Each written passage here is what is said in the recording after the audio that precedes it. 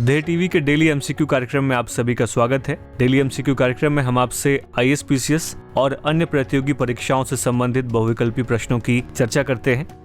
आइए शुरुआत आज के पहले सवाल से करते हैं। आज का पहला सवाल है, हाल ही में आरबीआई ने किस बैंक को अपनी प्रस्तावित परिचालन सहायता सहायक कंपनी के लिए मंजूरी दे दी है?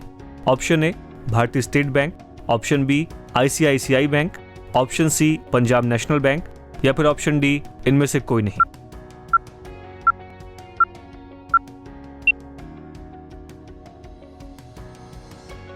आइए इसकी व्याख्या देख लेते हैं।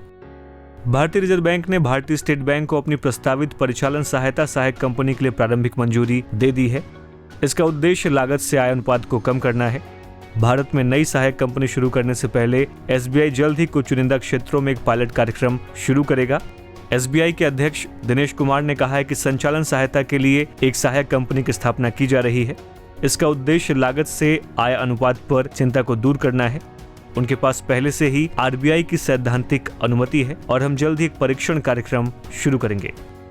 आज का दूसरा सवाल है, किस संस्थान ने परीक्षा संगम नाम से एक पोर्टल लॉन्च किया है? आपके ऑप्शंस हैं option A NCERT, option B CBSE, option C उच्च शिक्षा विभाग या फिर ऑप्शन डी स्कूल शिक्षा और साक्षरता विभाग।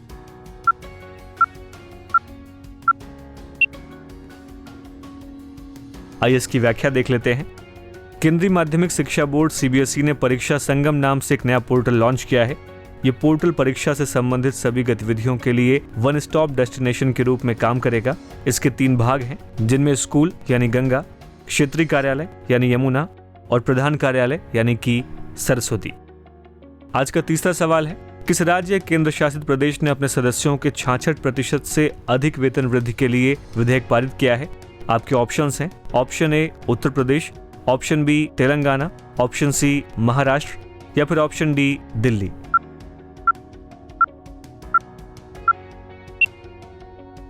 आइए इसकी व्याख्या देख लेते हैं। दिल्ली विधानसभा ने अपने सदस्यों के 66% से अधिक वेतन और भत्तों में वृद्धि करने के लिए विधेयक पारित किया है। इस नए प्रस्ताव के अनुसार अब दिल्ली के विधायकों को सैलरी के रूप में हर महीने 12,000 की जगह 30,000 रुपए मिलेंगे। सैलरी और अन्य भत्ते मिलाकर अब दिल्ली के विधायकों को हर महीने 90,000 रुपए मिलेंगे, जो राशि अब तक 54,000 रुपए थी।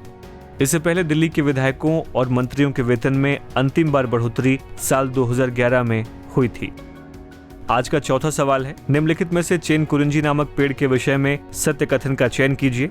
आपके ऑप्शंस हैं, पहला कथन है, ये पेड़ अगस्त्यमाला बायोस्फीयर रिजर्व के लिए एक स्थानिक प्रजाति है। दूसरा कथन है, इसका उपयोग निम्न रक्तचाप और गठिया के इलाज के लिए किया जाता है।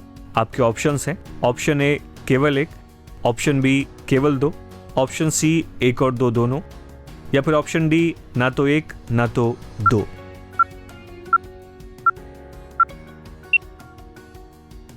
आइए इसकी व्याख्या देख लेते हैं। जलवायु परिवर्तन के कारण चेन कुरिंजी वृक्ष प्रभावित हुआ है, इसलिए इसके संरक्षण के प्रयास किए जा रहे हैं। Chain Kurinji Agasthyamala biosphere reserve के लिए एक स्थानिक प्रजाति है। एनाकार्डियासी परिवार का ये पेड़ कभी आर्यनकावु दर्रे यानी कि केरल के कोल्लम जिले में स्थित दक्षिणी हिस्सों की पहाड़ियों में प्रचुर मात्रा में मौजूद था, लेकिन पिछले कुछ सालों में इसकी उपस्थिति तेजी से घट रही है। इसमें जनवरी महीने में फूल आते हैं, लेकिन इस प्रजाति ने हाल ही में जलवायु परिवर्तन के कारण इस प्रक्रिया के विस्तार की प्रवृत्ति दिखाई है।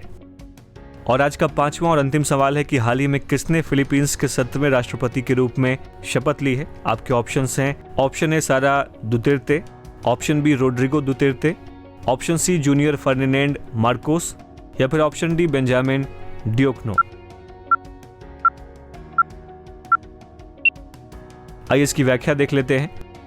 जूनियर फर्डिनेंड मार्कोस ने मनीला में फिलीपींस के 17वें राष्ट्रपति के रूप में शपथ ली है। उन्होंने राष्ट्रपति रोड्रिगो दुतेर्ते का स्थान लिया है।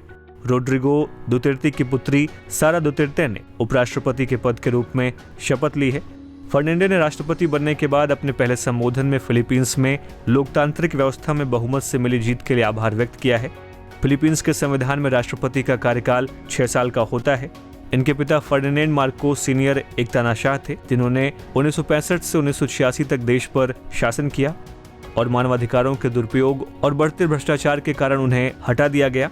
उनके शासनकाल के दौरान देश ने 1972 से 1981 तक मार्शल लॉ का पालन किया, जहां सरकार की आलोचना करने के लिए कई लोगों को प्रताड़ित किया गया, कैद किया गया और उनको मार दिया गया। देखा जाए तो भारत और फिलीपींस ने आजादी के बाद 1949 में औपचारिक रूप से राजनयिक संबंध स्थापित किए। भारत ने 1992 में लुक ईस्ट पॉलिसी की शुरुआत करते हुए आसियान के साथ साझेदारी में वृद्धि की, जिसके फलस्वरूप फिलीपींस के साथ द्विपक्षीय और क्षेत्रीय संबंधों में भी तेजी आई। एक्ट ईस्ट पॉलिसी के तहत भारत फिलीपींस संबंधों में अधिक विविधता देखने को मिली है। साथ ही भारत का फिलीपींस के साथ एक सकारात्मक व्यापार संतुलन भी मौजूद है। आज के डेली एमसीक्यू कार्यक्रम में इतना ही।